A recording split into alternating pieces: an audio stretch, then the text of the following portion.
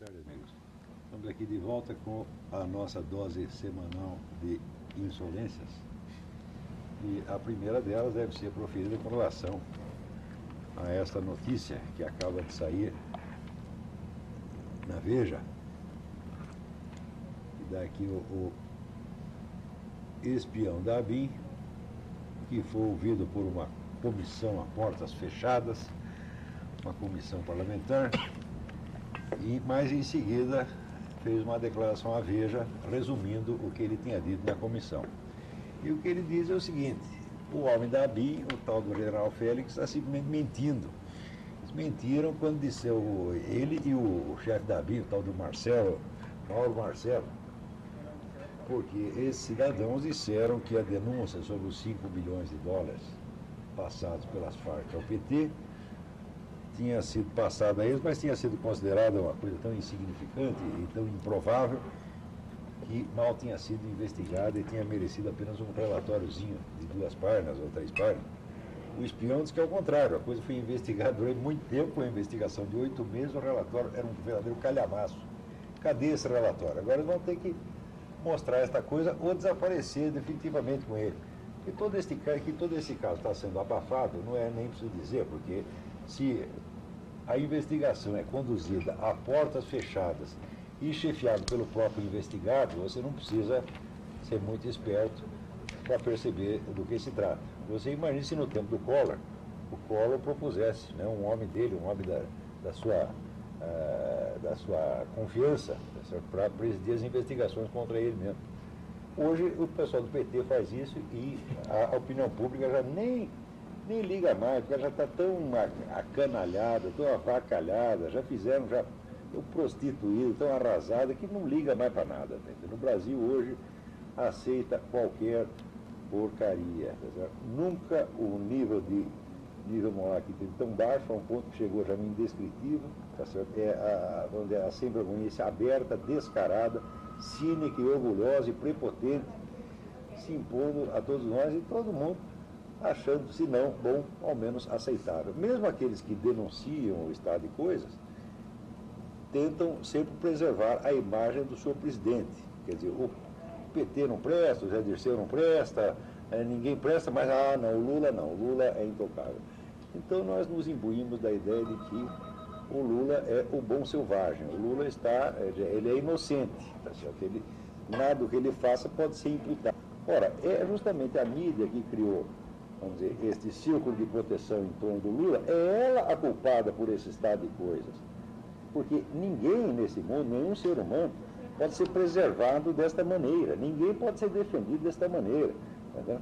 Então, na medida que você cria um sistema de anticorpos para que nada atinja a imagem do Lula, o que você está ajudando é o Lula a usar a proteção que foi estendida sobre ele estende sobre todo esse sistema, tá certo, de sem vergonha estabelecida que está nesse país. Quando houve aquele caso Valdomiro, todo mundo achou que a denúncia do caso Valdomiro ia até derrubar o ministro Zé Dirceu. Eu naquela época escrevi, falava, vocês não vão conseguir tocar no Zé Dirceu, vocês não vão conseguir tocar no Valdomiro, vocês não vão conseguir tocar no fio de cabelo do Valdomiro, vocês jamais vão conseguir tocar em ninguém do PT. O sistema é fechado e indestrutível e ele está sob a guarda de São Lula, que vocês mesmos transformaram, vamos dizer, numa divindade intocável. E que já chegou até a se convencer de que ele é intocável mesmo, porque ele chega no Vaticano e comunga sem confessar e diz que não precisa confessar porque é um homem sem pecado. Tá certo? O que, vamos dizer, teologicamente falando, já é,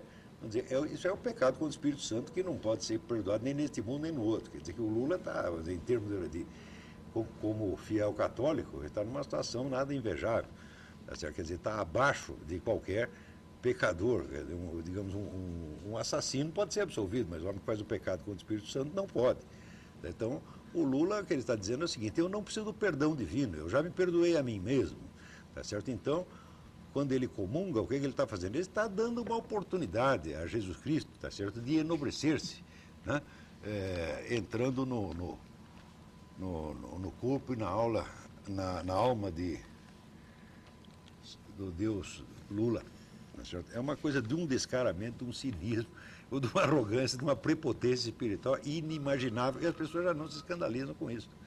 dizer, perderam já o senso do ridículo, o senso das proporções. A imprensa até criticou muito o arcebispo Dom Eusébio, onde já se viu Dom Eusébio dizer que o Lula é caótico, né, por causa de declarações do mesmo teor que o Lula tinha feito antes. Quer dizer, o dever de polidez para com São Lula está acima dos deveres de Lula para com a igreja que ele diz que pertence. Quer dizer, é a total inversão. Isso aqui já virou um hospício e é uma espécie de loucura assumida. Então, não estranhe absolutamente que esses 5 milhões de dólares, mesmo que venha a ser comprovado, ninguém vai pagar por isso nunca, tá certo?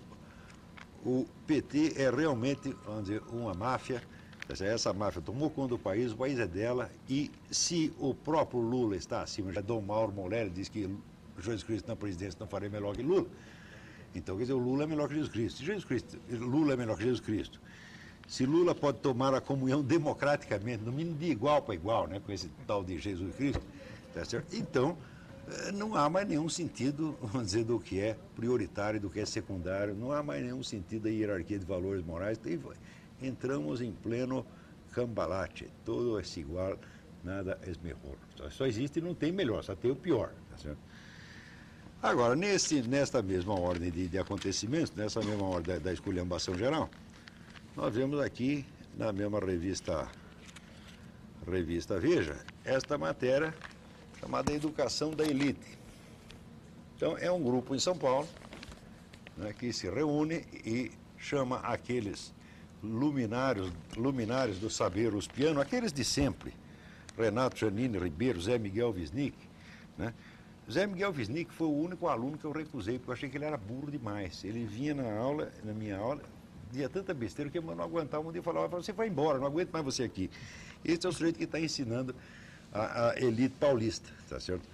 E o Zé Miguel que não venha dizer que é mentira, que eu tenho testemunho. Então leva lá o Zé Arthur Gianotti, Zé Miguel Wisnik, Davi Arrigucci, aquela mesma turminha de sempre, reúne lá umas senhoras da sociedade, não é isso? Para dar aulas digestivas, assim, de 1 hora, regadas a vinho, e diz que isso é educação da elite. Ora, isso para mim é educação da ralé.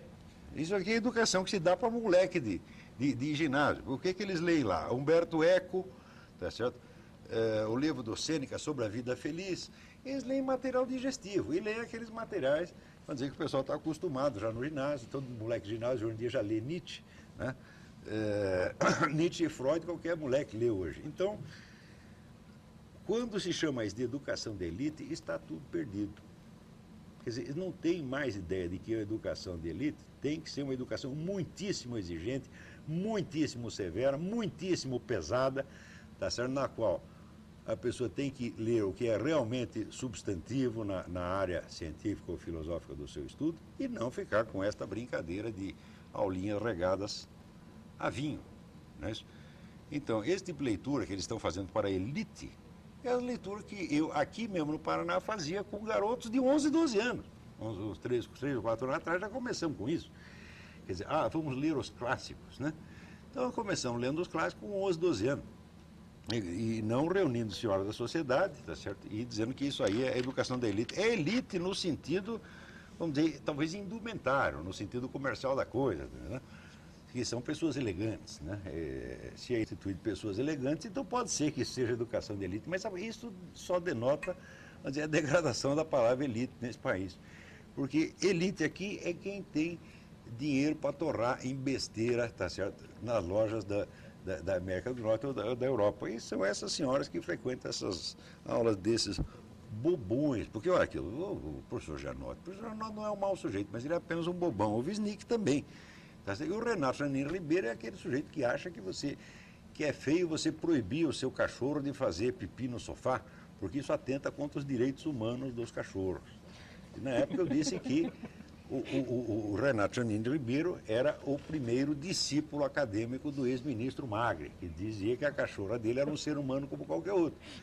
O Renato Janine Ribeiro, que é um filósofo, tá certo? Então ele aderiu filosoficamente a essa doutrina e passou a ensiná-la, tá certo? Nos bancos acadêmicos. Quer dizer, é esse ponto de palhaçada que nós estamos chegando. Mas no Brasil atualmente está tudo palhaçada. Veja aqui. Está aqui o senhor Márcio Tomás Bastos. tá certo?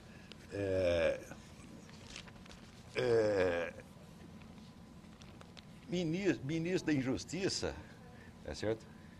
E está aqui feliz porque o Supremo Tribunal Federal, constituído todinho de amigos dele, aceitou o projeto do Conselho Nacional de Justiça, que é o órgão que vai fiscalizar, tá certo? E manter sob ameaça os juízes do país. Você vai acabar com a independência do judiciário, tá certo?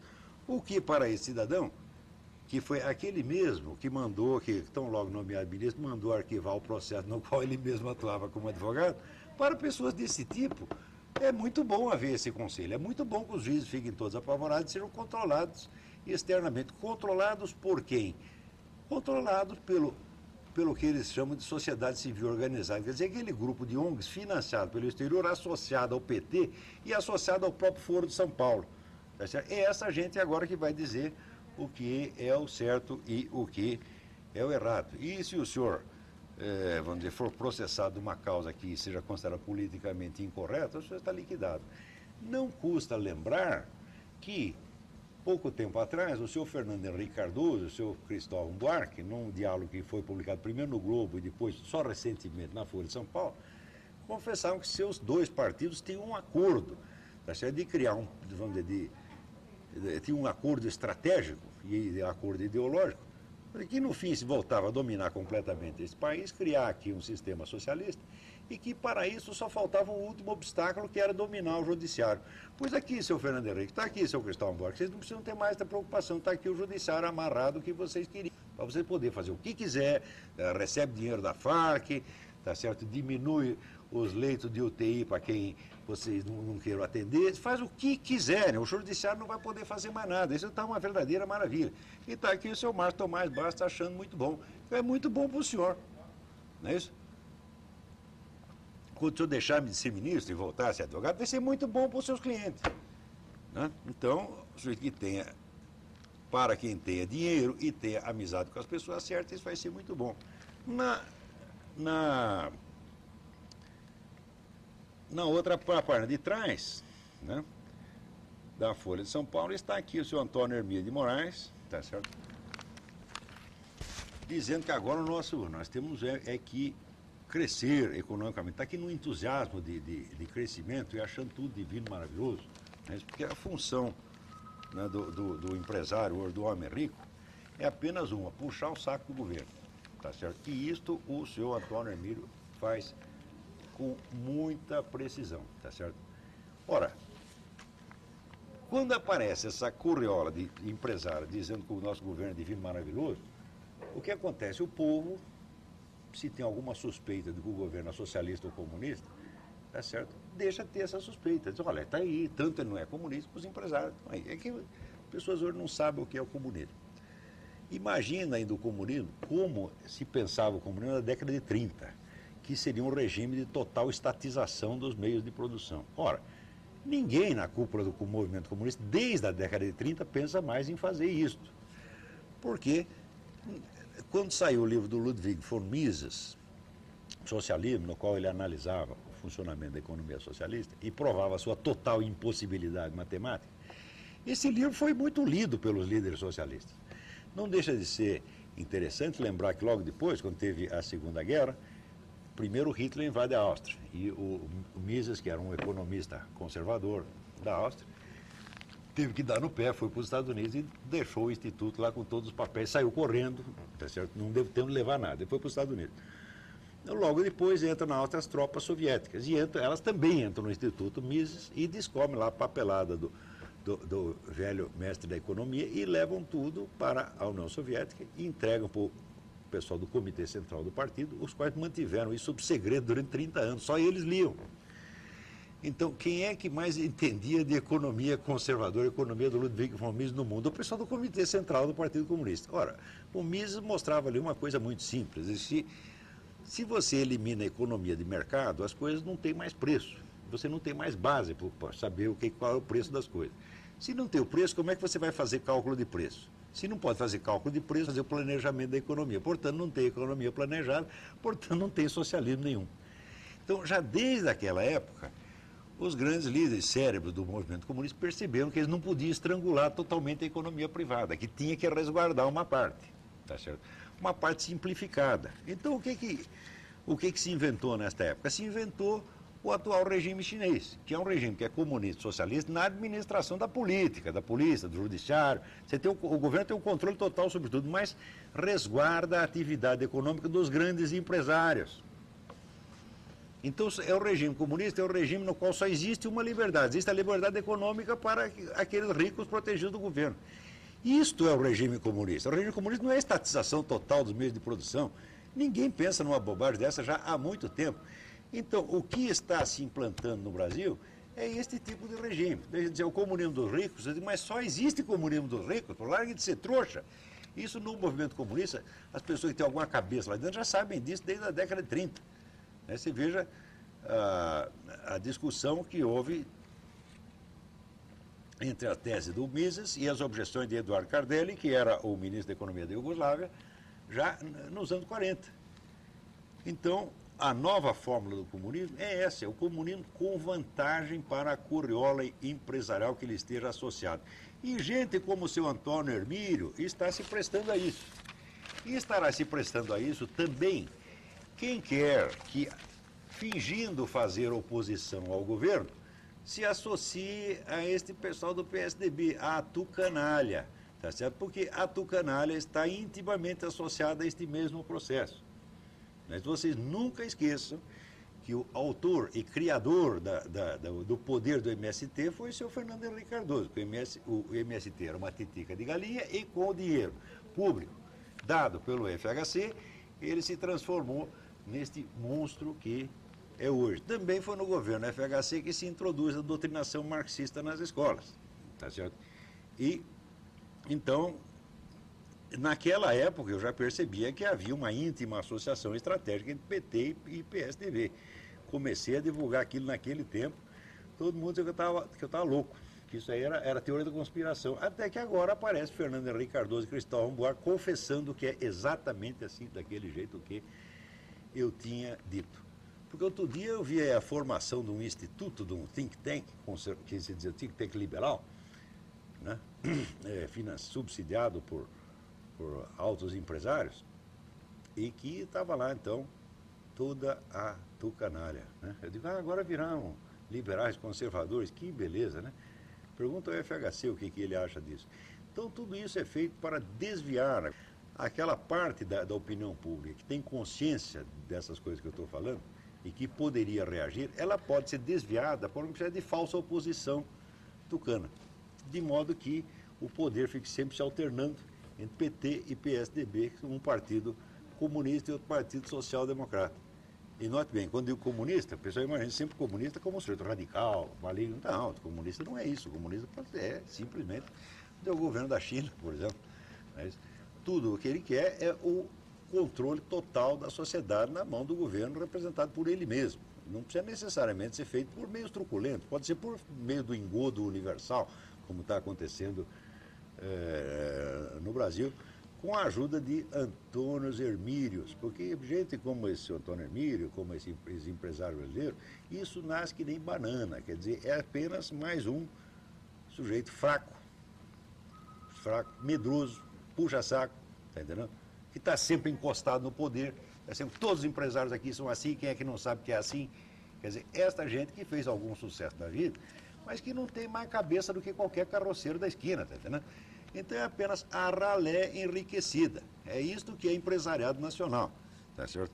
Claro que há exceções, talvez cheguem até 3 ou 4 exceções, hein? Né? Deve ter umas 3 ou 4 pessoas, assim, que sejam um pouco mais corajosas, tenham um pouco mais de senso de honra e que valorizem realmente as liberdades do capitalismo democrático. Os outros não, os outros querem encher dinheiro, mesmo à custa de desgraçar o país, tá entendendo? Esse Antônio Hermílio, por exemplo, ele faria, em vez de ele escrever mais que não precisamos crescer, eu digo, talvez precisamos crescer, mas não precisamos crescer tanto quanto o preço do cimento. Não é isso? Seria muito interessante esse Antônio Hermílio nos explicar, né, qual é a relação entre o preço do cimento que é vendido aqui e o cimento, o preço médio no mercado internacional. Isso sim seria. Por que ele não escreve a esse respeito? né? Mas parece que cimento não é da conta dele. Da conta dele são as glórias nacionais, o PT, né? A indústria da puxação de saco e assim por diante. Então, tudo isso é uma coisa profundamente nojenta. A gente cada vez menos tem vontade de comentar isso, porque não há realmente mais o que comentar. Diante de certos acontecimentos, né, o máximo que você pode fazer é dizer, olha, sim senhor, talvez vocês tenham razão. Né? Ora, eu me referi há pouco à doutrinação marxista nas escolas e hoje aqui nós temos um convidado que há muito tempo eu queria trazer, que é o Anselmo Heydrich, que é professor de geografia, colaborador do nosso jornal Mídia Sem Máscara, aliás, jornal que está entre os 3 finalistas do Prêmio IBEST. Né? As pessoas podem votar sem problema que ainda nenhum, pode votar, quem quiser votar, vote. Quem quiser votar contra também vote. Tá certo? Então temos aqui o Anselmo logo no... Creio que um ano atrás, nós mesmo, teve uma discussão através do Mídia Sem Máscara com o Mino Carta, que é o homem da Carta Capital, que é um dos sujeitos mais empombados e vaidosos do universo, que ele acha que é um gênio assombroso, tá entendendo? E que é um cretino, tá entendendo? Um homem pseudoculto, bobão, e que se meteu a passar pito no nosso Anselmo a respeito de geografia, e o Anselmo deu-lhe um baile, mostrando que o velho Mino não entendia nada disso, como ele não entende de coisa nenhuma, exceto, né, o seu embelezamento social e pessoal. Essa é a grande especialidade do Mino Carta. Então, eu vou deixar vocês aqui com o nosso entrevistado, que tem muita coisa interessante a contar sobre a doutrinação marxista através do ensino de geografia. É isso mesmo, seu telespectador. O senhor tem um garoto na escola secundária, está lá estudando geografia, saiba que 99% do que se ensina como geografia hoje é apenas desinformação comunista. Quer dizer, os caras conseguem usar geografia, mas eles usam tudo, usam até entomologia. Você pensa que está estudando mosquito? Não. Eles inventam um jeito de botar a doutrinação comunista até lá, um negócio absolutamente obsessivo, psicótico, eles só pensam nisso. Quer dizer,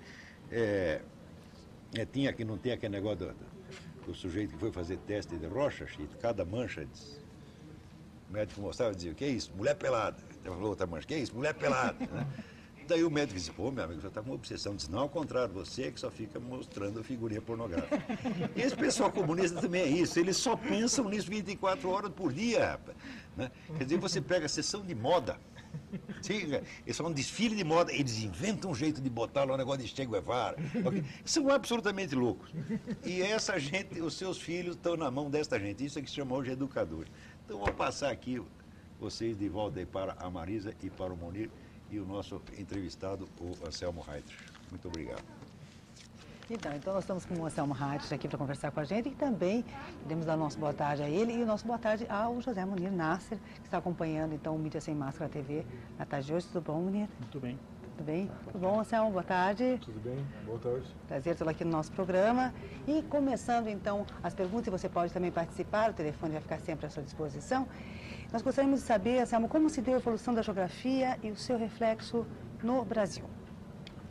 Bem, é mais ou menos o seguinte, né? A geografia já é uma coisa que existe desde a época dos gregos, só que a partir do século XIX começaram a se formar cátedras de geografia na Alemanha. E depois a sua principal rival, a França, também cria a sua própria cátedra de geografia, beleza? O que acontece a partir daí é o seguinte: quando o mundo anglo-saxão, leia-se Inglaterra, Estados Unidos, começam a tomar a dianteira na posição econômica mundial, eles também começam a monopolizar esse processo. E criando uma geografia extremamente aplicada ao mundo prático, ao mundo dos negócios. Isso também se reflete, por exemplo, na própria academia militar. Só um pouquinho. Eu tenho um livro fantástico aqui, que provavelmente nenhum professor de geografia desse país nunca ouviu falar, né? Com algumas exceções, né? Chamado Geografia Militar, certo? Quer dizer, em outros países, geografia tem um aspecto de utilidade, serve para alguma coisa. Não que aqui não se faça isso, evidentemente que se faz alguma coisa mais prática. Só que nas escolas predomina simplesmente uma massificação ideológica. Depois a gente vai comentar alguns exemplos claros disso. Todo mundo pensa que é ciência, certo? Bom, hoje em dia o que mais tem é dogma científico, né? Ciência é uma coisa que foi, uma palavra, um termo que foi extremamente prostituído no nosso vocabulário. certo? Mas voltando à questão da evolução da geografia, no próprio Estados Unidos, contra a cultura, anos 60, etc., um pouquinho antes disso, já começava a influência marxista.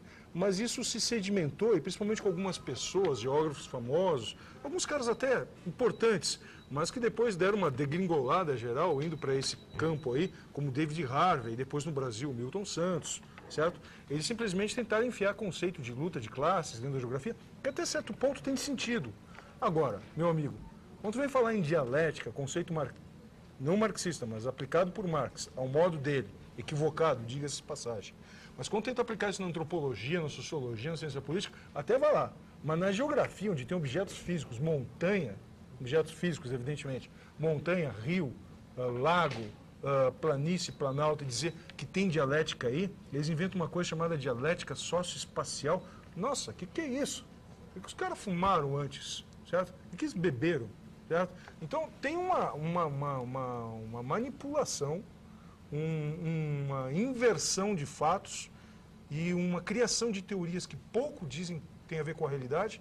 Por exemplo, o Mino Carta aí, que é um dos caras que mais influencia o professor de geografia, porque tem professor de geografia que diz, não, eu não leio, caros amigos, é demais para minha cabeça. Mas a carta capital, o cara bota lá foto de mulher seminua, ou vestida com roupa da moda, bota uns carros importados, não é tão radical. Só que a mensagem que o cara está passando ali é em grande parte desinformação, certo? Aí, por exemplo, veio essa revista e diz ali, o MST invade propriedade da Aracruz, no sul da Bahia. Quando o MST faz isso, ele dizendo mais ou menos assim, ele está se perguntando se as exportações de eucalipto ou de madeira são úteis e necessárias ao país. Aí o cara vira algumas páginas, está lá. Exportação do Brasil no governo Lula cresce, isso é ótimo. É um total contrassenso entre uma matéria e outra. Exportação é boa ou é ruim? Ou só porque uma outra empresa tem ligação com multinacional passa a ser ruim? Meu amigo, cara pálido, que negócio é esse? Explica direito, qual é a tua posição? Por que uma propriedade, porque a multinacional tem que ser invadida, e as outras produções, porque são dirigidas pelo governo federal atual, é boa? Certo? Então, é contraditório. E esse tipo de coisa dominou a geografia. O professor de geografia hoje não. Antes lesse Marx e lesse liberais como Mises para ter noção das coisas. Mas não, os caras leem Eduardo Galeano, as veias abertas da América Latina, que não tem precisão nos dados nenhuma, certo? Que é um monte de panfleto acumulado ali numa brochura e diz que é livro, certo? Eles leem Caros Amigos, certo? Que, por exemplo, é patrocinada pela Petrobras. Agora, ninguém diz que o programa do gasoduto Brasil-Bolívia tinha sido feito desde o governo Geisel, e até hoje a gente está comprando gás aí de botijão, coisa de país subdesenvolvido, GLP. Quem é que ganha com isso? Pensa um pouquinho. Quem é que mais patrocina todo mundo nesse país? O patrimônio nacional? Quanto é que paga de gasolina em comparação com outros países? Pensa um pouquinho. Cadê o professor de geografia para falar disso? Eu não estou falando de ser pró-Bush, pró-Kerry, pró-Clinton. Esquece isso. Esquece. Mas eu estou falando de quem é que está ganhando e fazendo pouco, tendo monopólio. Mas caiu um monopólio legal. Mas de fato existe. Por quê? Qual empresa estrangeira vem aqui aplicar no Brasil pagando 40%, 50% de imposto sobre o refino? Mas tem que cobrar dela, são ricos. Então por que a Petrobras quer sair da Bolívia agora? Porque o movimento em direção ao socialismo, o MAS, está assumindo o poder, quer criar uma taxa, uma lei que cria uma taxa de 50% sobre os hidrocarbonetos. Ela pode sair de lá. A multinacional tem que aceitar aqui pagar isso? Discute fatos concretos, certo? Fica lendo Michael Moore, Eduardo Galeano e participando de fórumzinho em Porto Alegre, que não vai dar em nada, não, certo? Munir, quer comentar alguma coisa, Munir? A respeito disso? Quer comentar? Não? E eu vou fazer uma outra pergunta, depois tem uma perguntinha que já chegou no nosso telespectador do Munir, depois eu vou conversar com o Munir. E as pessoas que fizeram as perguntas para o Olavo na tarde de hoje, infelizmente, né, Guilherme, teve que se retirar, mas vai ser respondido, elas serão respondidas já no início do programa da semana que vem, se o Olavo estiver aqui presente, ok? Anselmo, o ambientalismo funciona como pretexto para a proliferação de ideias coletivistas? Bom, ambientalismo é uma coisa, ecologia é outra. Ecologia é ciência e tem coisa séria aí. Quando eu fiz a minha faculdade fiz licenciatura em geografia, faz tempo isso, me formei em 87, na URGS, na Federal do Rio Grande do Sul, né, sou de lá.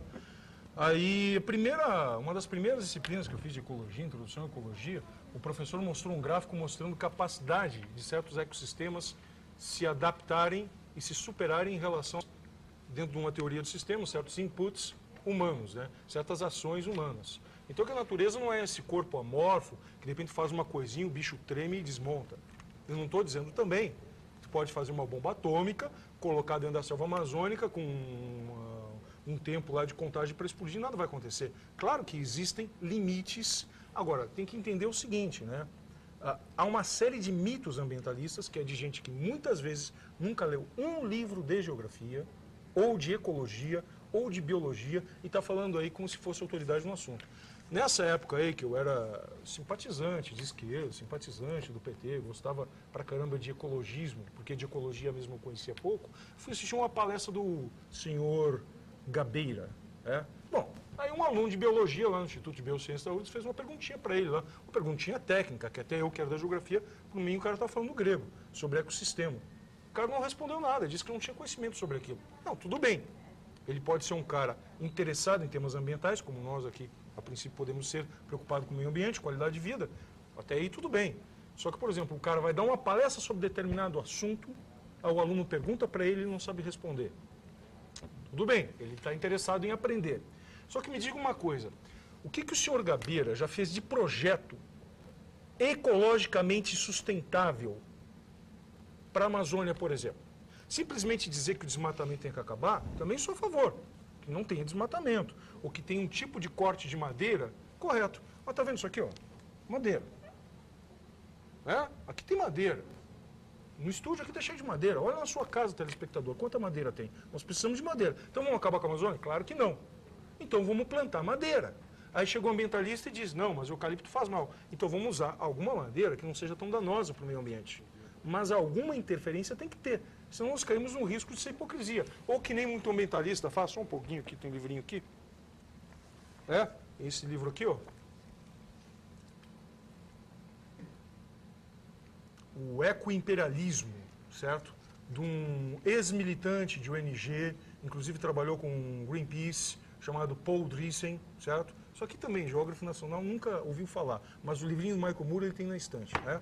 Então esse livro aqui, o cara mostra como é que os grupos ambientalistas atuam na África e ajudam a propagar a fome na África. Os caras são contra transgênico. Tem um monte de cientista, certo?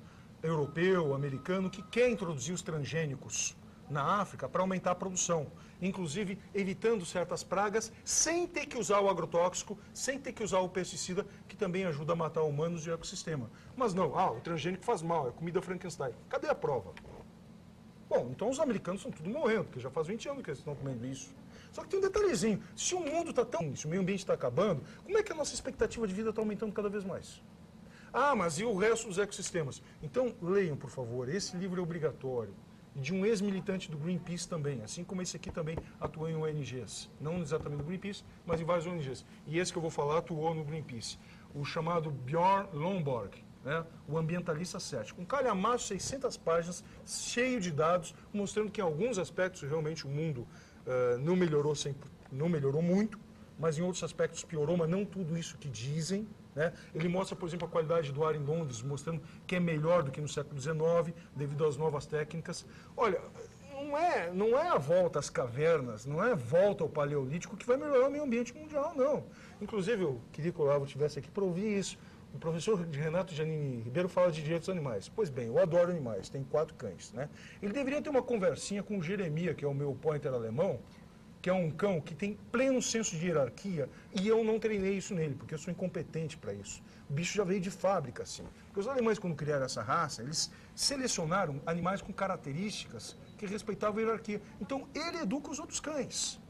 Então, essa história de não deixar o cão fazer pipi, não reprimir ele, deixar ele fazer pipi no sofá, é ridícula. Porque isso é antinatural. Os animais têm hierarquia. Pegar um pitbull que esses malucos aí treinam pra rainha e botar no meio de um ambiente natural, ele morre. Porque os lobos, sabendo que o animal não respeita a hierarquia e que vai causar dano para sua comunidade, matam ele. Então, a natureza não é esse mundo idílico com um leãozinho abraçado em ovelhinha e todo mundo pastando junto que os ambientalistas pensam, não. Tem competição, tem regulação, tem hierarquia e tem que ter defesa. Tá? E o Miguel quer comentar alguma coisa? Tá, muito bem. Então, dentro daquela perspectiva de estar aqui todo domingo, dando aos nossos telespectadores uma visão de um economista liberal, eu queria, sobre esse assunto, dizer o seguinte, que esse é um assunto extremamente interessante, o assunto do ambientalismo, porque é nele que nós percebemos todos os problemas e possibilidades do debate sobre o bem-estar da população. Afinal de contas, a economia é uma ciência que trata da solução dos problemas materiais da vida, concretos, reais, do mundo contemporâneo. Do mundo sempre existiu, sempre foi assim. Então, uma das coisas mais interessantes sobre esse assunto é que, na perspectiva contemporânea, que está mais ou menos enviesada por esse negócio de substituir as divindades religiosas pela natureza, há uma visão de que a natureza é uma espécie de entidade idílica e perfeita que é atrapalhada e perseguida pelos seres humanos, que são, por suas vezes, uns monstros, né? Então, se você tiver um dia tempo de assistir a sessão da tarde na televisão, você vai ver que uma vez por semana, tem lá um filme que tem lá uns guris lá que tentam salvar uma floresta, no que eles são ajudados por algum urso, por algum lobo, sempre é um engenheiro florestal, o bandido, sempre é o maior de todos os males, é uma espécie de engenheiro florestal, um sujeito que quer botar lá um condomínio, um negócio assim. Então, eu acho que o que ele está dizendo é muito importante, porque ele está dizendo o seguinte, que a natureza, ela não é uma entidade apenas benéfica. Veja, não é um pequeno, mas um terremoto no fundo do mar gera 260 mil mortos na Ásia. Como terremotos como esse, já houve vários deles, houve outros maremotos, tsunamis, como queiram chamar. A natureza não é uma coisa benéfica na sua totalidade, ela é uma entidade de agressão e de compaixão. Ela tem coisas boas e coisas ruins. Então é preciso que se saiba que não há nenhum outro maior criminoso ambiental do que a própria natureza. Se você for fazer um recenseamento das espécies que existem no planeta, 90 e poucos % das espécies que já existiram foram destruídas pela própria natureza. Toda vez que há uma grande destruição de qualquer natureza, qualquer tipo, seja vulcânica, seja por um meteoro, por um objeto, né, que colide contra a Terra, ou seja, por terremotos, seja o que for, uma parte enorme da vida do planeta desaparece automaticamente. Então é preciso, em primeiro lugar, perder esse romantismo, que é um romantismo gerado pela tendência que nós temos hoje em dia, já que nós não estamos mais preocupados em divinizar alguém, uma entidade superior como Deus, então nós transferimos a nossa religiosidade para a natureza, ou seja, nós transformamos a natureza numa espécie de divindade. E sendo feito isso, então entende-se por que é possível haver uma lei como uma que há no Brasil, que diz que um crime contra um pássaro, por exemplo, é um crime inafiançável. Se você se irritar com o seu vizinho e o matar, até mesmo que merecendo ou não, tanto faz, você pode pagar uma fiança e ir para casa esperar que julguem se você fez uma coisa certa ou errada. Mas se você matar um animal, não. Então, esta santificação da natureza é uma das características modernas do mundo contemporâneo, que, perdendo completamente a ideia de apreço e de devoção a Deus, transferiu a sua religiosidade para a própria terra, para a própria esfera onde nós vivemos. E o primeiro erro que se comete é o erro de dizer que a natureza é uma entidade benéfica e nós somos maléficos. Quer dizer, esse é o primeiro raciocínio que não se sustenta de modo nenhum e que é o primeiro raciocínio que a gente tem que tirar para poder entender alguma coisa sobre o que está acontecendo. João Ferreira, do Centro, dá um parabéns ao programa, que está falando sobre a realidade do Brasil. Obrigada, João. O César, do Alto da Glória, pergunta para o Anselmo se é verdadeiro que a notícia que circula que nos Estados Unidos os livros de geografia mostram um mapa da América do Sul sem Amazônia? Não é verdade. Não? Não é verdade, isso aí está provado há muito tempo, inclusive a SBPC, Sociedade Brasileira para o Progresso da Ciência, olha o que se faz no nome da ciência, né? Virou um verdadeiro prostíbulo isso. Divulgou uma nota. Aí o Estadão, que é um jornal que eu acho razoável para bom, ele publicou isso, depois percebeu o erro, porque foi desmascarado o jogo, e saiu uma pequena nota se desculpando. A SBPC não. Os nossos cientistas não, né? com perdão aos cientistas, porque eu sei que não dá para generalizar, mas aqueles que dirigem a SBPC não redigiram nota de desculpa. E tem um site brasileiro, deixa eu ver se eu me lembro, www, evidentemente, quatrocantos.com/lendas. www.quatrocantos.com/lendas. Se não me engano é isso. Então clica lá no A de Amazônia, ou B de Brasil dividido, ou F de FINRAF, que é uma sigla, está lá tudo explicadinho. Em primeiro lugar, o autor do suposto livro, que apresenta uma página na internet, não existe. Existe um paleontólogo, um outro especialista em dinossauros, mas não existe esse, parece que é David Norman.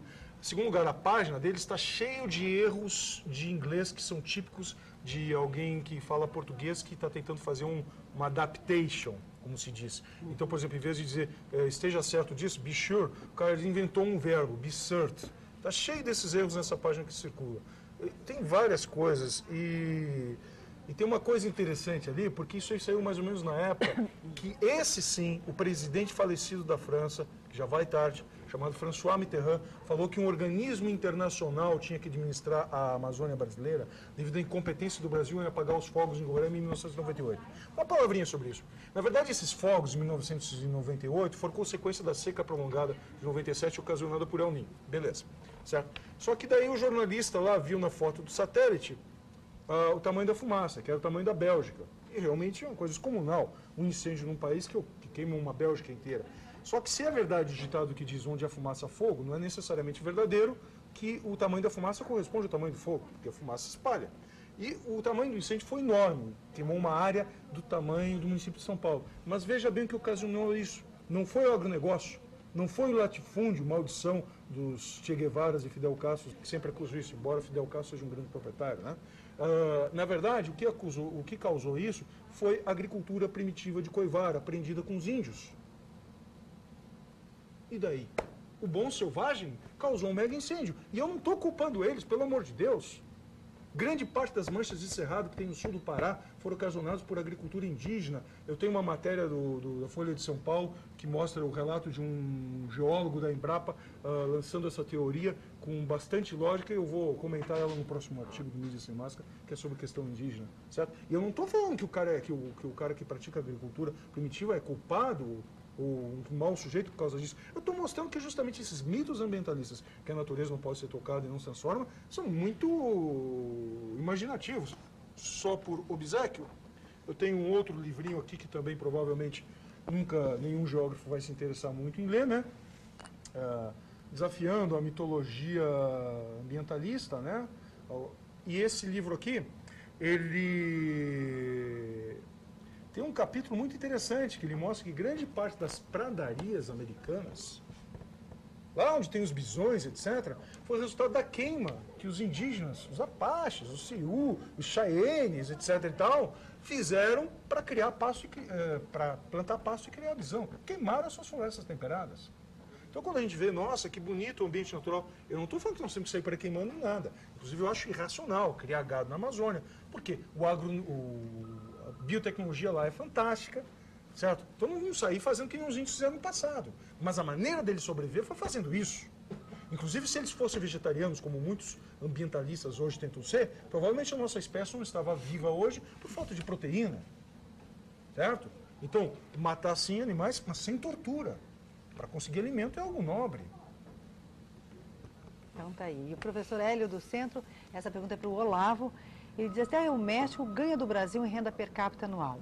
O Banco Mundial considera o Brasil o primeiro colocado em desigualdade social do mundo. Por favor, comentar. E parabéns pelo programa e obrigada, professor Hélio. Bom, o Brasil tem uma renda per capita mediana, o Brasil é um país mediano. O México nos venceu nos últimos anos, porque nós estamos desde 80 e alguma coisa, um pouco mais de 20 anos, naquele efeito roda gigante, que eu já expliquei aqui no programa, que é uma imagem do professor Paulo Rabelo de Castro. A economia brasileira funciona como se fosse uma enorme roda gigante, você está em cima ou embaixo, mas rigorosamente você está sempre no mesmo lugar. Então, como o Brasil está há 20 anos no mesmo lugar, em altos e baixos, digamos assim, alternando ciclos de alta com baixa conjuntura, então o Brasil perdeu. Hoje nós somos o 12º PIB do mundo, já fomos o 8º, o 7º. Hoje somos o 12º ano, porque o câmbio nos favoreceu, porque no ano passado éramos o 14º, facilmente se o câmbio se desvaloriza, viramos 14º de novo. Então o Brasil tem perdido as suas posições relativas porque o Brasil não funciona economicamente. Não funciona por uma série de razões que nós já debatemos aqui, podemos ao longo do programa falar delas. Então, de fato, há um problema nisso. Nós não estamos enriquecendo, mesmo esse festejado crescimento de alguma coisa como 5% em 2004, é um crescimento muito pequeno, porque ele somado ao de 2003, dá uma média de 2 e pouco, que é menos do que o crescimento da população brasileira. Ou seja, nos últimos 2 anos, os brasileiros estão rigorosamente no mesmo lugar. Além disso, ele foi menor do que a média de crescimento da América Latina. A Argentina, por exemplo, cresceu 8 alguma coisa, quase 9% ano passado. Então, o problema central é que a nossa fórmula de economia é uma fórmula que não vai nos enriquecer. E não sou eu que estou dizendo isso como se eu fosse aqui um profeta do Apocalipse, mas são os números quem nos contam isso. Agora, é preciso tomar muito cuidado com esse assunto chamado desigualdade social, porque, em primeiro lugar, saiba, o senhor que está nos perguntando isso, que é difícil de medir o que seja a igualdade social. E é difícil de medir por uma razão muito simples, porque as pessoas são, por natureza, profundamente desiguais. E isso faz parte da natureza humana. As pessoas nascem circunstancialmente igual, todas elas nascem do mesmo modo, aproximadamente do mesmo modo. No entanto, as pessoas têm desigualdades extraordinárias. Elas nascem com talentos diferentes, se você quiser chamar, um mapa astral diferente, elas nascem em circunstâncias sociais diferentes. Elas passam a sua vida toda tomando decisões e essas decisões que elas tomam as desigualam. De modo que o que há de absolutamente normal é que haja uma enorme desigualdade entre as pessoas, sim, e nunca a igualdade. A igualdade é um sonho um pouco delirante, podemos dizer assim. Não é possível você imaginar uma sociedade de iguais. Isso não acontece. Aliás, se você prestar atenção, as 3 palavras-chave da Revolução Francesa, igualdade, liberdade e fraternidade, se você percebe, se você presta atenção, você percebe que a liberdade e a igualdade são completamente incompatíveis entre si.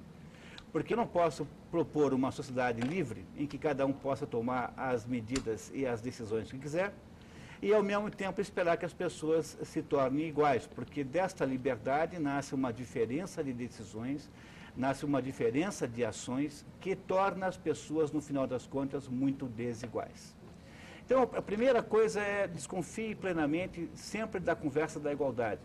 Não é uma boa você avaliar a economia pensando em igualdade. Então, por exemplo, quando você vai para o primeiro e mais óbvio índice de medição de igualdade ou desigualdade, que é o índice de concentração de renda, os economistas criaram uma metodologia que gera um índice chamado índice de Gini, Gini escreve G-I-N-I, que vai de 0 a 1, que conta para você quanto é a distribuição de renda de uma certa sociedade. Por exemplo, um índice de Gini igual a 0 significaria o seguinte, que todas as pessoas, sem exceção, ou seja, 100% do universo, ganhariam a mesma coisa.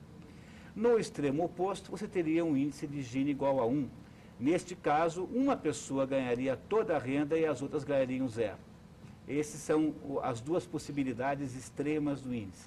É claro que nenhuma das duas existindo, existem 0 alguma coisa no meio. Então, quando alguém divulga o índice de Gini, divulga 0 alguma coisa.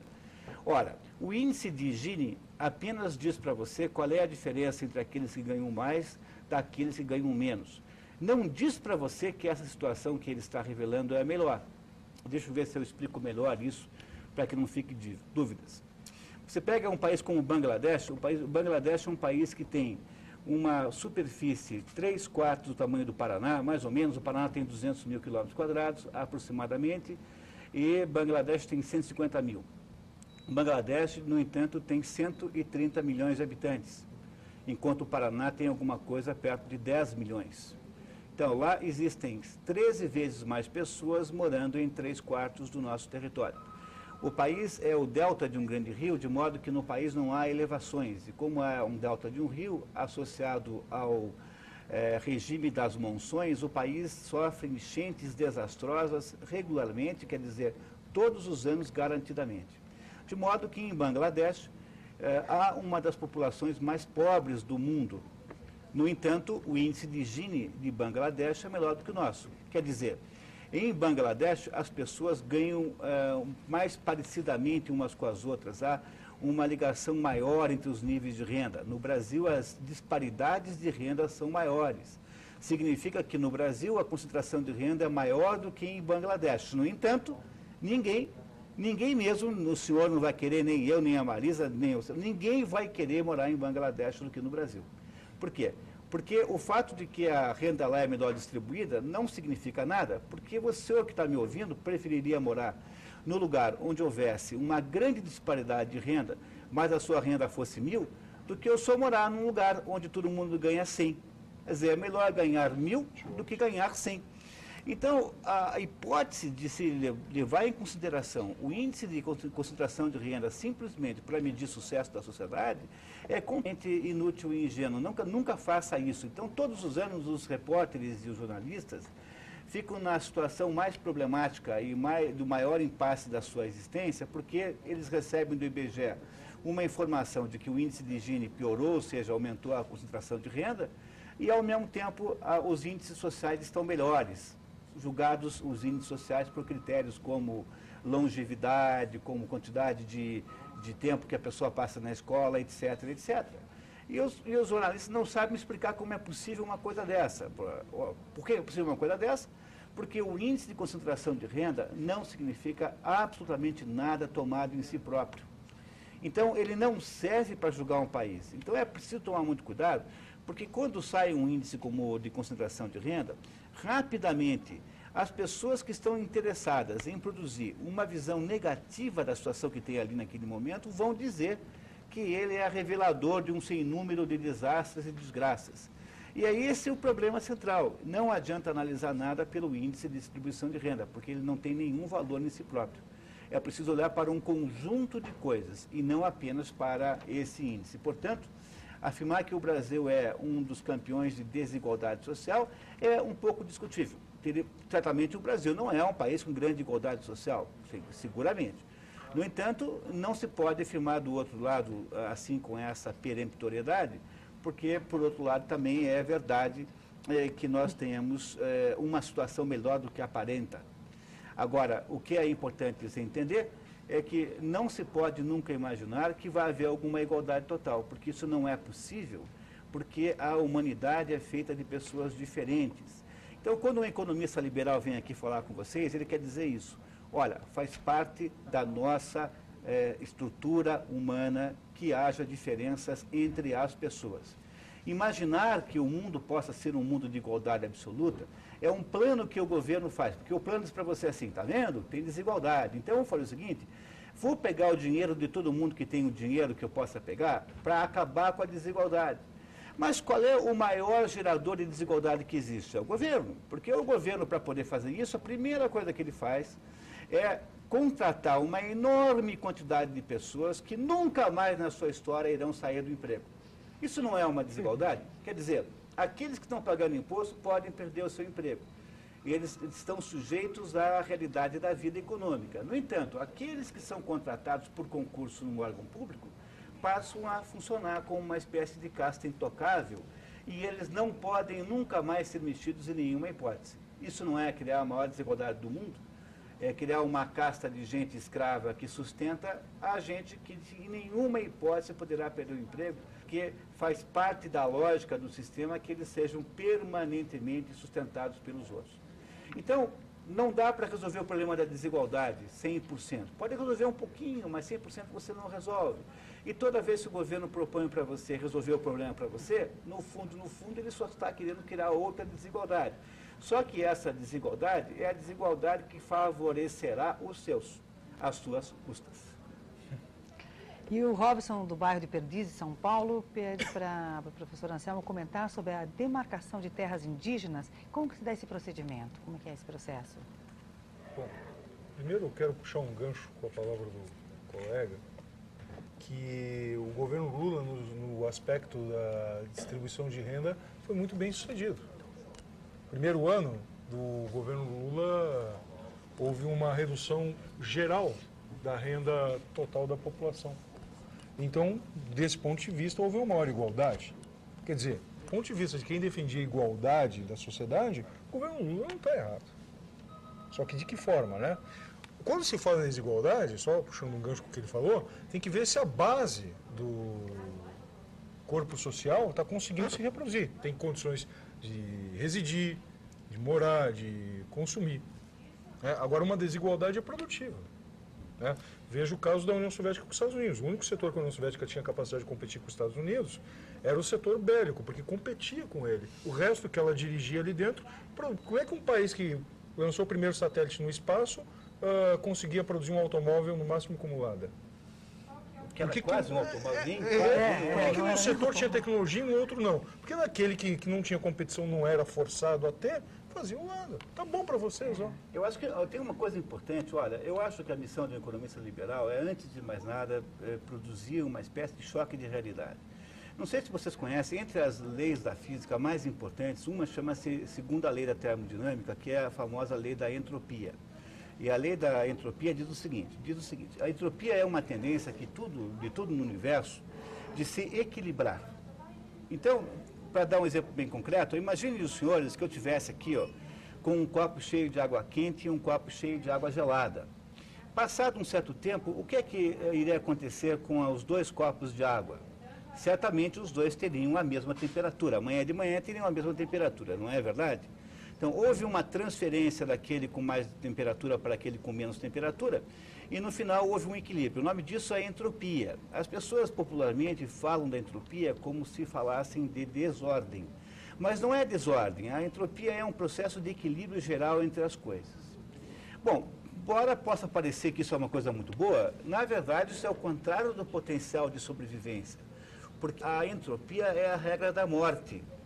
É fácil de entender. Vejam.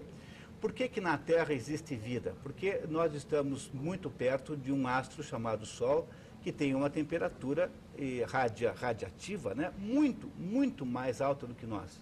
No dia em que o Sol for da mesma temperatura da Terra, nós estaremos aqui completamente mortos. A garantia de morte da Terra é o dia em que não tiver mais o Sol. Do mesmo modo, há quem propõe a teoria de que o futuro do universo, uma das futuros possíveis universos, chama-se morte térmica. É quando todos os astros, todos os seres estelares estiverem frios, todos com a mesma temperatura. Nesse momento, nenhuma possibilidade de vida haverá. Veja, para você poder ter uma usina hidroelétrica, é preciso que você tenha uma altura diferenciada entre o início da queda da água e a turbina.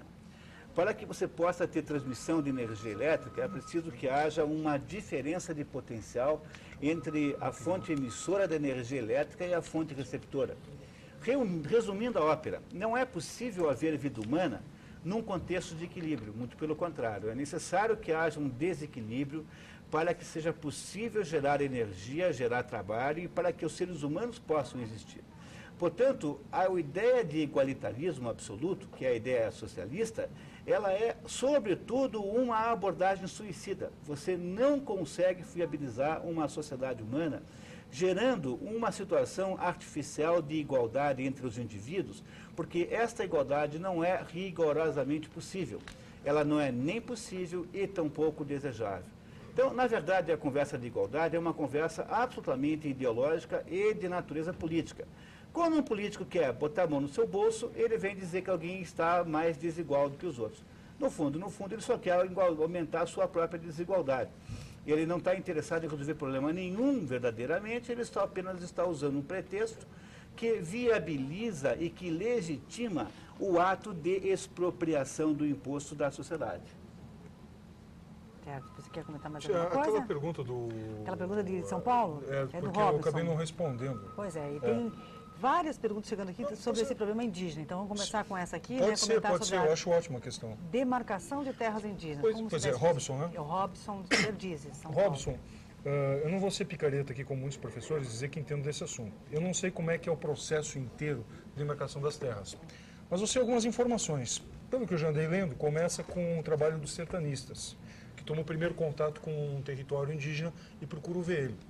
A questão é a seguinte, ó, alguma coisa que pode contribuir para a tua dúvida, embora a pergunta diretamente eu não tenha condições de responder, vou ser sincero. Mas os índios brasileiros, eles representam cerca de 5% da população total do país, talvez um pouquinho menos. E a sua taxa de natalidade está crescendo. O caso específico da mortalidade aguda que tem é no Mato Grosso do Sul e bem localizado. Isso é um problema local, não estou dizendo que é irrelevante, só que não é uma coisa para os índios inteiros no Brasil, que, aliás, melhoraram o padrão de vida dos anos para cá. Então, 5% da população brasileira tem quantos por cento da terra do Brasil? 12%. É o maior latifúndio do planeta. Ah, então eu sou a favor de tirar toda a terra deles. Não, calma. A questão é a seguinte, tem índios, populações indígenas, que têm uma propriedade mais ou menos adequada ao tamanho da sua população e ao seu modo de vida. Agora, a questão dos Yanomamis na fronteira é complicada, porque é fronteira. E justamente por ser terra indígena, se limita à colocação de base de território fronteiriço ali. Aí as Farc entram, garimpeiro entra, mata índio, porque não tem defesa. Ah, mas se colocar lá, leva a aculturação dele. Outro detalhe ideológico, porque a aculturação é troca de culturas. Tem que perguntar em primeiro lugar para o índio se ele quer essa aculturação. A gente pergunta... Ah, mas a gente ouve falar que não quer. É? Aonde? Na casa dos amigos? Tu leu isso? Não, é verdade isso. Porque olha os Caiapó. Os caras são milionários. Alguém impôs aquilo para eles. Só que o problema é que o Brasil ele cria leis de Dinamarca, de Noruega, né? Tem que ver como é que é a nossa realidade. Porque, tipo assim, não pode ter comércio com índio, beleza. Não pode ter lá madeireiro legal. Só que daí o Paiacã, que é estuprador também, uma menina de 18 anos, que era professora dele, põe lá os caras tudo legal a explorar o minério deles. Aí vai lá, a Polícia Federal prende, o Paiacã manda soltar, senão bota 200, 300 índios na frente da delegacia com porrete, como botou na frente do julgamento dele depois do estupro, né? E o juiz, que já ia dar uma pena ridícula de 6 anos, foi obrigado a abrir mão dela, concedeu liberdade. Beleza. Aí não pode ter comércio. Aí vai na Austrália e vê os aborígenes. O governo aluga as terras dele para explorar minério e usa a mão de obra aborígene. Os caras ganham bem. Agora, o que acontece? Aqui não pode. Só que daí o Paulinho Paiacã coloca as índias velhas a carregar saco de semente para exportar para body shop na Inglaterra de mais de 20 quilos na costa o dia inteiro. Aí isso pode. Explorar é capitalista, mas não quer pagar. O que é isso? Está bagunçado o negócio. Eles têm que ser integrados a nós, tendo os direitos de ser humano como qualquer um e os deveres. Que é uma coisa que o pessoal anda meio esquecido de fazer de vez em quando, né? Pois é, e o César ele comentou aqui do Champagnat, na opinião dele, né? Preservar a cultura indígena é preservar o atraso. Essas áreas de reserva deveriam ser desenvolvidas. É aquilo que você falou há pouco, né? Desculpa, eu penso, é quase, não é bem isso. É que, tipo assim, eu acho que os índios, eles têm que optar. Tem que optar. O que eles querem? Ah, uma tribo lá quer ficar do jeito que está? Ótimo. Agora vamos ver qual é o tamanho da propriedade. 130 mil com o tamanho de um Portugal. Calma, não, o que é isso? Eles usavam isso antes? Ah, não, mas estão tentando compensar eles. Não, tudo bem, estão tentando compensar eles. Fazer a mesma coisa que cotas raciais aqui. Então, os negros que se dizem descendentes de faraós egípcios têm que compensar os judeus que eles escravizaram durante, sei lá, quantos mil anos. Então, todo mundo tem uma dívida para pagar, né? Então, a coisa é meio complicada se for por aí. Os índios entre si se matavam, brigavam. Um grupo deles tem que compensar o outro também. Não, eu acho que eles têm que ser bem atendidos, tem que ter o território deles correto. Tá? Agora, eles têm que optar pelo modo de vida deles. Na medida que o índio quer ter helicóptero, quer ter avião bom no motor, como o Paulinho Paiacã pegou e fugiu da área onde ele tinha feito estupro com a ajuda da esposa dele, né? Na medida que ele tem todos esses benefícios de um capitalista, então ele tem que agir como tal na nossa sociedade capitalista, com direitos e deveres. Agora, se ele quer ser índio, quer ser inimputável, né?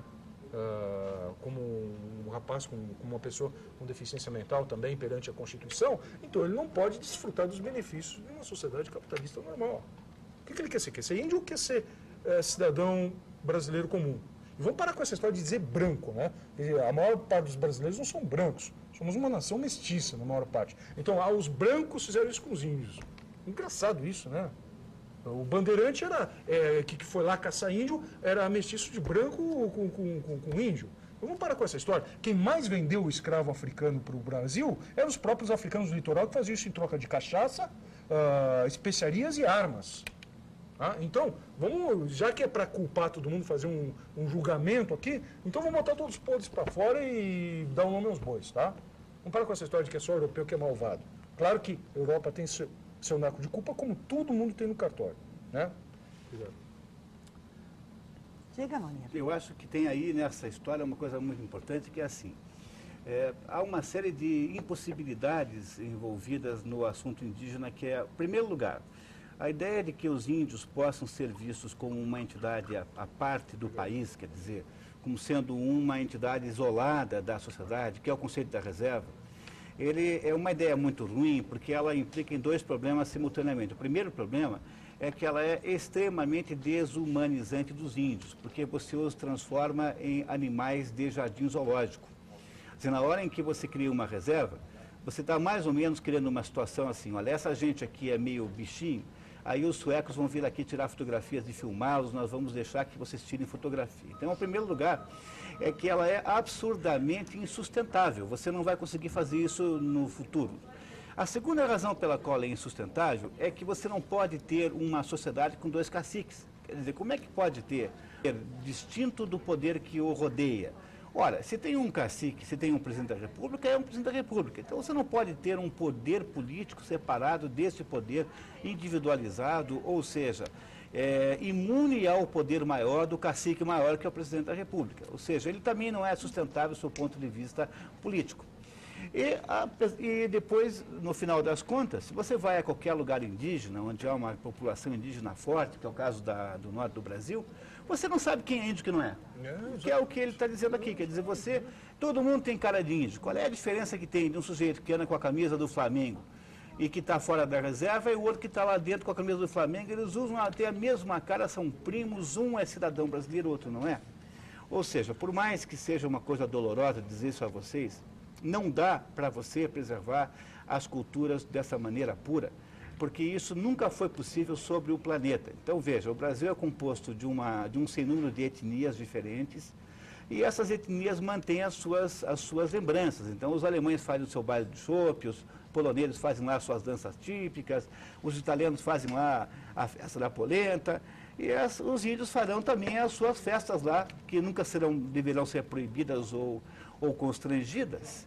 Mas, no fundo, tem que virar todo mundo brasileiro. Então, enquanto a gente não enfrentar este fato de que, no fundo, somos todos brasileiros, e não adianta ficar com esse purismo preciosista, a título de que nós perderemos sutilezas e matizes dessas culturas, é verdade, nós perderemos matizes e sutilezas.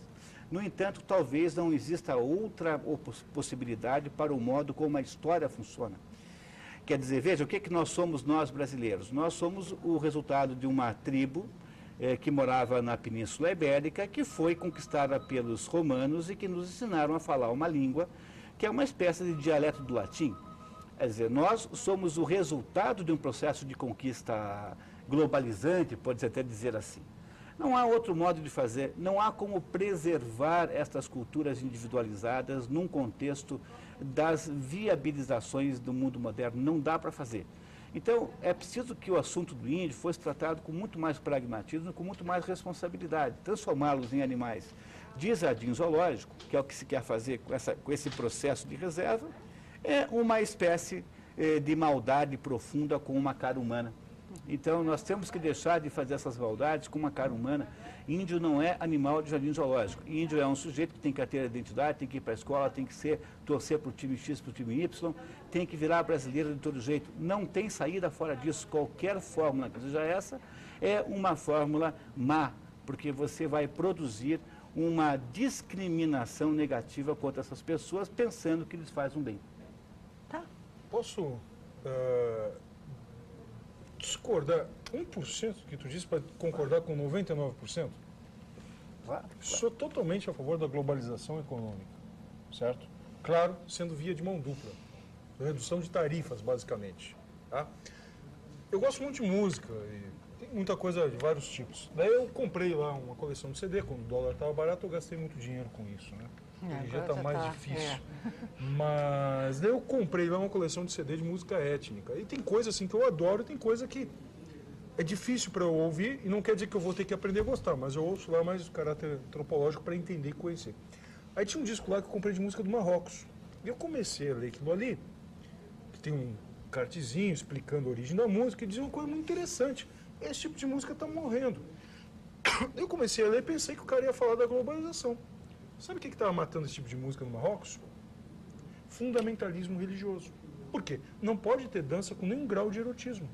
Então aquele tipo de música que é para dançar, não pode mais, proíbe. Mas aquela sociedade já era islâmica, mas não fundamentalista ou totalitarista, no sentido de querer a cultura religiosa na cultura toda. Tipo assim, aqui no Brasil a gente tem a cultura religiosa, Sim.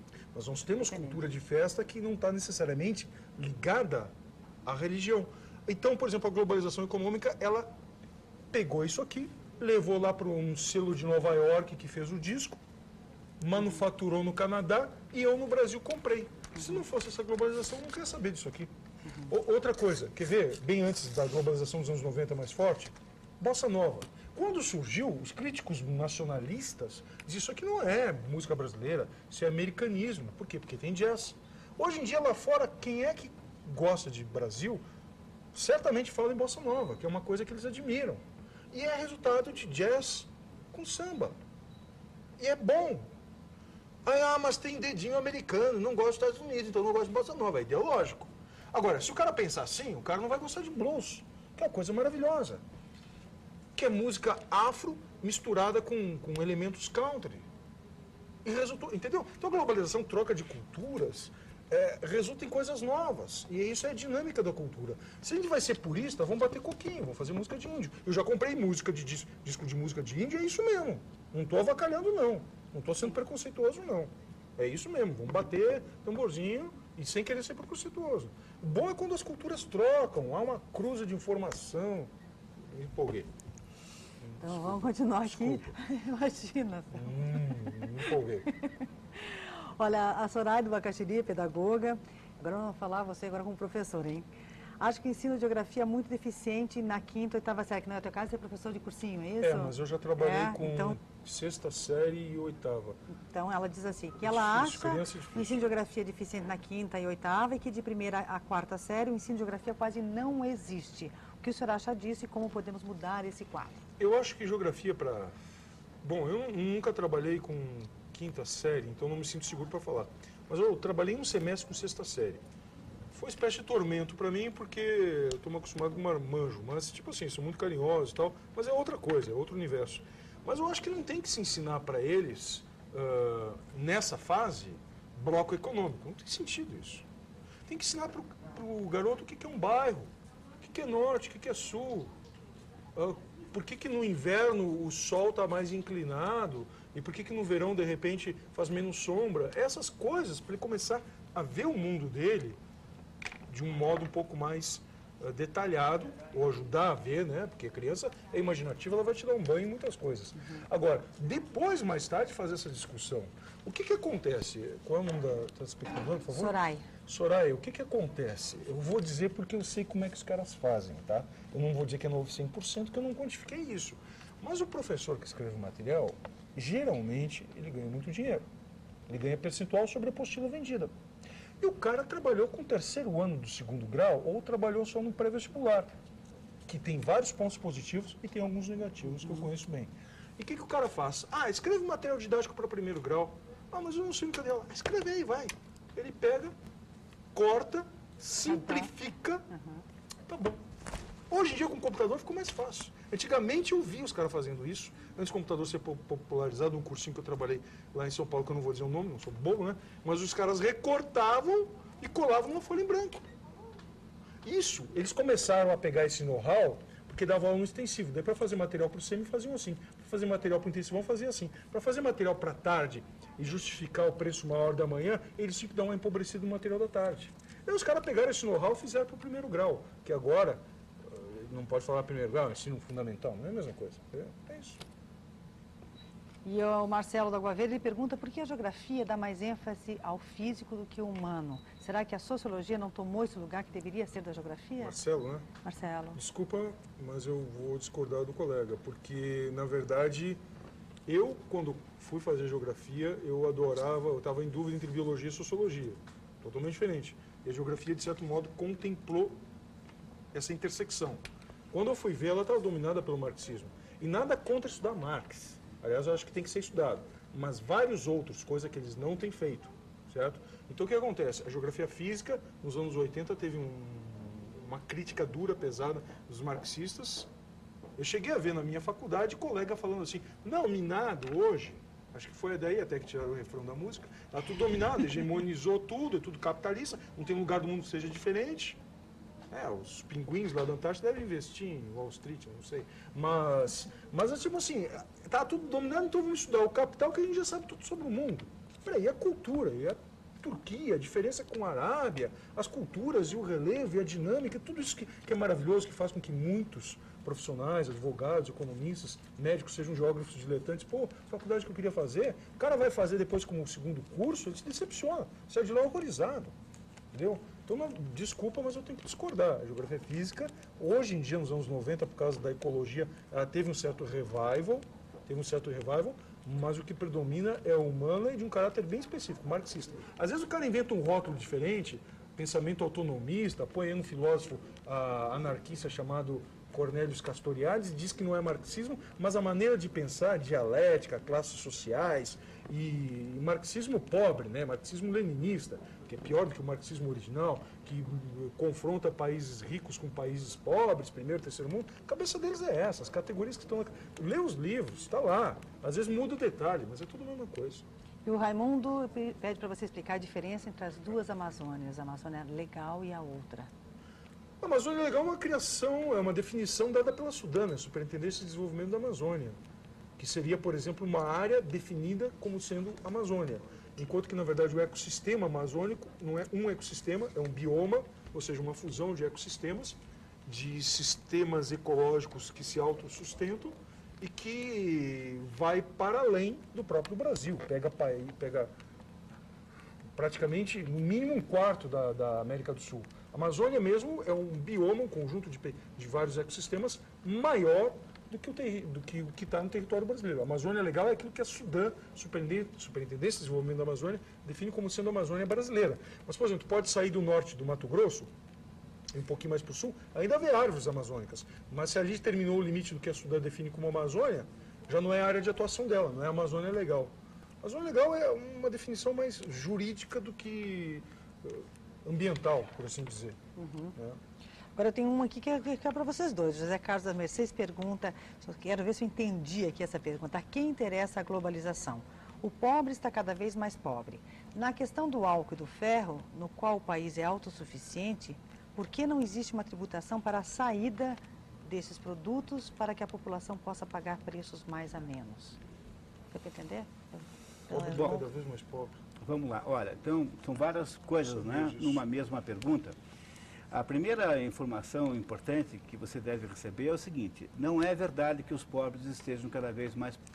essa sempre foi o principal bordão de todos os profetas do Apocalipse. Então, você pega a história dos profetas sinistros, como Malthus, depois do Malthus houve o Clube de Roma, depois houve o Paul Ehrlich, depois do Paul Ehrlich teve agora recentemente o Instituto Zeri.